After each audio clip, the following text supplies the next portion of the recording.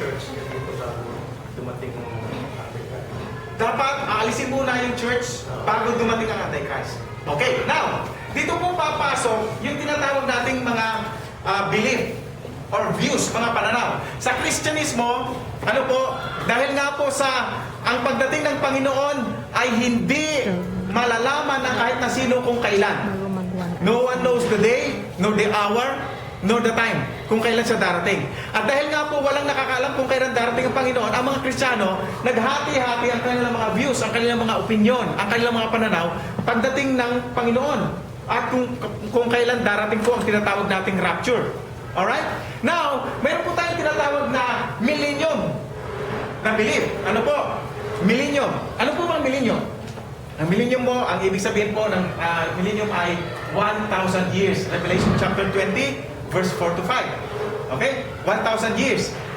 Ngayon, lahat ba ng mga Kristiyano naniniwala dito sa 1,000 years? Hindi po. Hindi lahat. Bakit po? Sapagkat ang ibang mga Kristiyano, kapag nagbabasa ng Biblia, hindi po sila nakakaunawa pagdating po sa literal at saka figurative. Yung iba po, ang interpretation ng Bible ay figurative. Kaya pag tinawag na 1,000 years, parang period lang sa kanila na panahon kasi sa Panginoon wala namang panahon eh.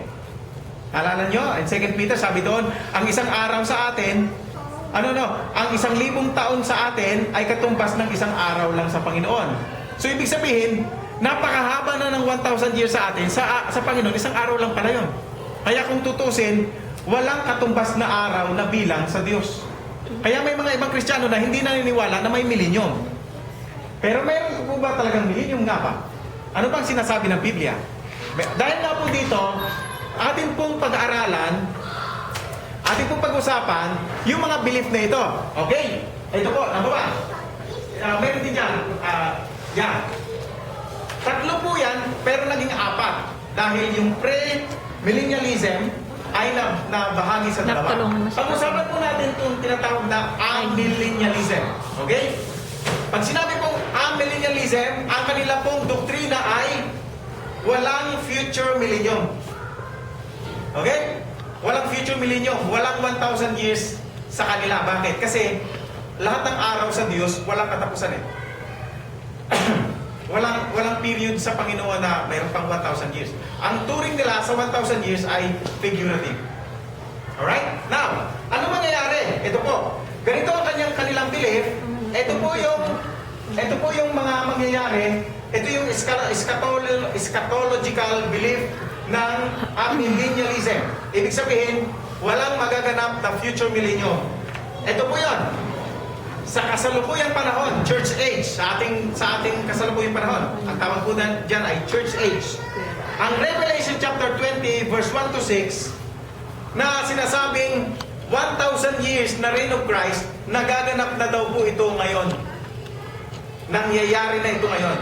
Kaya, pag dumating si Jesucristo, kung nakikita po niyo yan po ay chair o bangko. Ang tawag po dyan ay the judgment seat of Jesus Christ. Alright? Now, pag dumating si Kristo, babangunin sabay-sabay ang mga namatay, maging believers man, maging unbelievers man, at haharap sila sa judgment ng Panginoon para malalaman kung sa impyerno sila pupunta o sa langit. Okay? Yun lang ang belief nila. Simple. Ano po yun? Ang ating kasalukuyang panahon, ito na po yung millennium sa kanila. Wala nang kumbaga, wala nang mangyayari ng millennium sa future. Na kasama na ito sa kanilang bilang. At ang Revelation 20, which is the 1,000 years, ito nga po, nangyayari na ngayon. Alright? Ang hinihintay lang po ng ibang ating mga kapatid na Kristiyano, ang belief nila, darating si Jesus, papagunin ng mga namatay, at i-judge ng Panginoon. And then, pipiliin ng Diyos ang kambing sa mga tupa. That's it. Yun po yung amillennialism. Hindi na naniwala na mayroon pong 1,000 years. Next!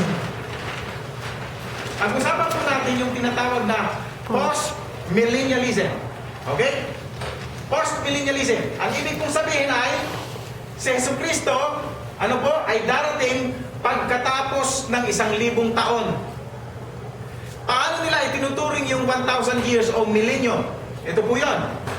Yung church age ngayon, sa ating kasalukuyang panahon, hinihintay natin ang pagbabalik ng Panginoon, pero church age ay susundan ka agad ng 1,000 years.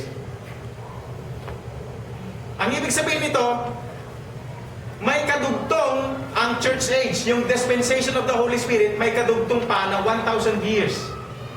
Alright? Now, nasa Jesu Cristo rin ang mga ngasiwa, pero hindi pa siya tumutungtong sa lupa. Paano mangyari ito? Ang belief po nila ay si Jesus Christ ay naghahari na sa ating mga puso, naghahari na siya sa buong sangkalupaan habang dinadalangin natin ang Thy kingdom come, Thy will be done on earth as it is in heaven. And so they believe na yung 1,000 years ay halos kapareho nung amillennialism kanina. Ang magkaiba lang, they believe in 1,000 years, kaya lang kadugtong ito ng church age, ng age nitong ating pagsamba sa ating Panginoon. Now, hinihintay po nila yung pagdating ni Jesus Christ.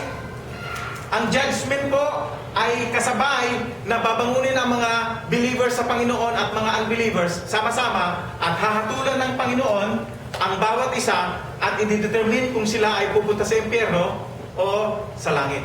Eternal state na yun. Yun po yung post-millennialism. Alright? Ibig sabihin, darating si Kristo pagkatapos ng 1,000 years. Pero, kaunti lamang o ilan lamang ang pumapanig sa ganitong view. Next!